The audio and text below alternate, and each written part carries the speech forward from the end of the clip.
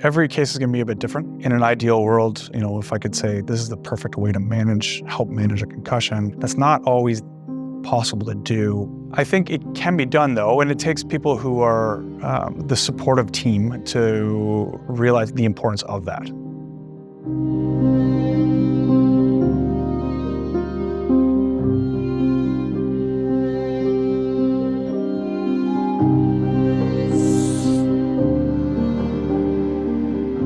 For the first 6 months of my concussion, I was kind of doing nothing. And then I'd try to jump right back into school, which is obviously tons and tons of stimulus right away. And then right away, I'd start feeling headaches and stuff like that. It takes time, but you can't do nothing, okay? That is extremely important. And all the research shows us that in all of those things, social, athletic, academic, you have to push it a little bit. That helps with that recovery. So you don't just lay on the couch and do nothing for 5 days. That's not helpful, and you're actually gonna be hindered.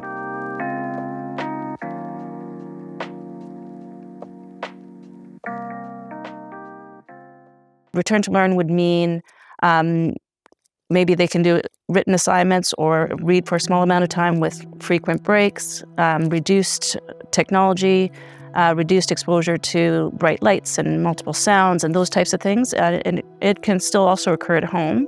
And it, depending on the doctor's recommendation, can occur in a gradual sense at the school, 1 to 2 days a week, maybe one period, half a day, whatever the doctor's saying. So there's always a constant communication going back and forth in terms of what that student needs at that particular time. And then all the way through the process, if a student does have a setback, then we always move back to the initial step prior to the one where we had returned them to learn or returned them to physical activity.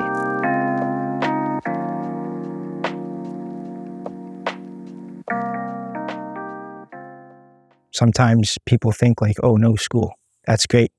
But not being able to really see anybody or really do anything, that was super hard.